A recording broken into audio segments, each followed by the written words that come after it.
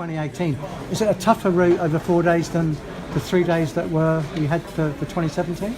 Well, clearly, I mean, we've got 4 days, so there's more mileage, there's more climbing, there's more of everything, because we've got a 25% increase in the time that the race is actually in play. What we've tried to do each time with each year, and we progress each time, is make sure that the terrain is as varied as we possibly can, which means that stage 4, as in stage 3 last year, is always.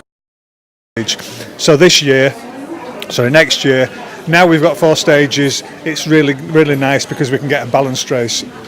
Stages, or relatively flat stages for Yorkshire. Really hilly stages, and that means, you know, for terms of the men's race, we've got stage 1, which is a really flat stage, just one King of the Mountain on there, which is a fairly mild King of the Mountain for any of the professional riders, and then that takes us from Beverley to Doncaster, taking in the Wolds and so forth. But it's a flat stage whichever way you look at that one.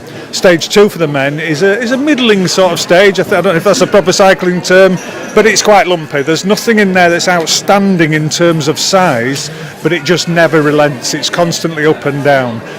We've got some really good climbs on there, 3 of them. There's Blacker Hill near Barnsley, which is quite a tough climb, and then Oldpool Bank, and I think if you saw in the press conference this morning, there was quite a raise of a cheer for that one.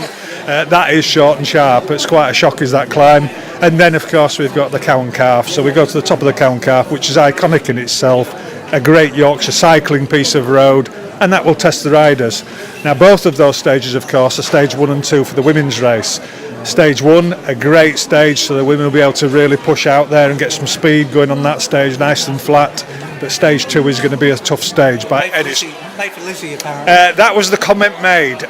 There'll be a few riders that will be pushing for that one. Those are big climbs. They're big climbs for the men's race, and they'll certainly test the women riders. But just overall, as I said before, it doesn't relent, doesn't stage 2. So stage 2 of the women's race will be a real tester. We then move on to stage 3, Richmond to Scarborough. A flat stage, in effect. Clearly we've got 2 King of the Mountains. We go up Sutton Bank, which is definitely not flat, but that's going to be closed to all traffic for the morning, which means that the public can get there, so massive crowds on Sutton Bank. And then the next one, probably a bit of an unknown climb really, nasty little sharp hairpins and really steep up the Côte de Silfo, which Silfo is a very small hamlet just north of Scarborough. Before we then go down to Filey, lovely little fishing town where I think plenty of Yorkshire people have been for an ice cream and a dig in the sand, round Cobble Landing where the fishing boats are, and then back up to Scarborough for our iconic finish, which is the front at Scarborough. And then stage 4, we really tried to get something in there that was akin to this year's, the 2017 stage 3, went from Bradford to Fox Valley, which was a real Yorkshire Terrier, and hence it's named the same. Lots of climbing, 6 King of the Mountains, big King of the Mountains with Parker Ash over near Kettlewell, Côte de Greenhow Hill at Pateley Bridge, and then there's East Shevin Road at Otley. So a really tough stage, 3,400 and some metres of climbing. That will sort out the men from the boys. That perfectly. So a big stage to finish with. Where better to finish than the heart of the biggest city in Yorkshire, in Leeds. Which is where you would have been based when police force or not? Yeah, I was always a West Yorkshire police officer, so this is my home place. I live in Leeds, so it's where I sort of belong, and I know the area, I know the county very well. So yeah, I worked nationally in the latter years of my policing, working on Tour of Britain, the Olympics and so forth. But yeah, it's great to work on cycle racing in Yorkshire. Now, as well as the summit finish, which is a new thing for the Tour of Yorkshire, what about some notable climbs? You mentioned just one a minute ago, Shibden, I think last year with the cobbles and everything. Any other cobbled climbs that they've got to look forward to? Well, we've got 2 cobble sections. Firstly, and it's not a categorised climb, or neither of them are categorised climbs, but the first one is Haworth Main Street. I mean, that's the image of cycling in Yorkshire, is the riders going up that street. And then, of course, we've got a little climb out to Filey, and it is little, it's a small climb, but that's on a hairpin bend and cobbles as well. So there's a little bit of cobbles out there, but no, we've nothing like Shibden Wall this year. Côte de Park Rash is tarmac, and it's probably as rough as the cobbles in Shibden, but it's tarmac, so it's not the same. And how do you find these roads? Is it from your days with the police force, or is it just a lot of Local knowledge. It's a bit of a team effort, really. Sir Gary and the people in the office, we're all Yorkshire people. We all live in Yorkshire, and so we know. I motorcycle this area. Sir Gary rides his bike around these areas, and we come up with, there's lots of mileage yet to go at. There's still some stunning climbs to come in future years. And yourself, how is it compared to the days when you were certainly you got involved in cycling, driving or riding in the first police vehicle, organising the convoy, the escort? Yeah, I love it. I really enjoy it. I'm very lucky. Because this is quite different, being, It isn't. In those years working with the Tour of Britain and with the 2012 Olympic Games, I always had an eye on the route planning. So, it's Andy Hawes or it was Graham Jones that would do the actual route planning. But there was always an element of working together to make sure that, we can go a certain way, but you have to physically get the race through, which is where the police come in.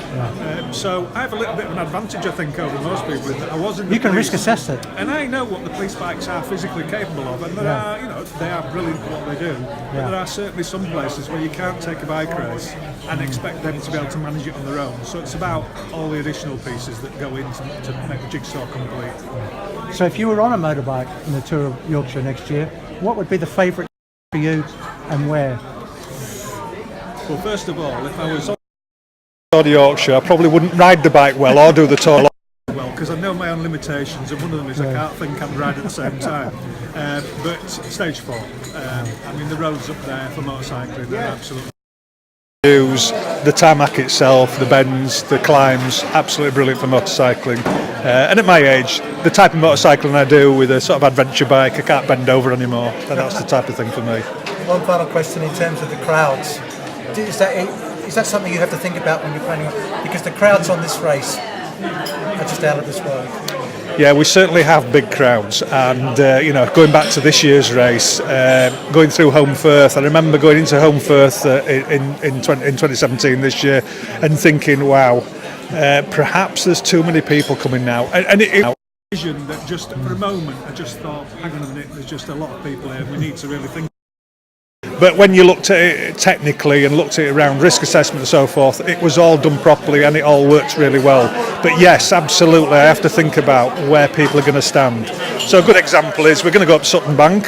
Sutton on the edge of the North York Moors is going to attract a lot of people. So I've worked already with the local authorities, and the road will be closed for 4 hours before the race gets to it.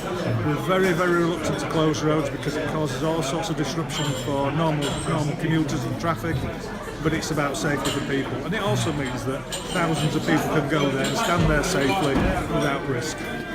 I've got to ask also, finally, how long did it take to put this together? When did you start on this route? The day after we finished this year's race. No, literally. And we haven't planned and finished planning for the 2018 version. We've obviously got the routes announced now, but there's lots and lots of work goes in about making sure everything's in the right place at the right time.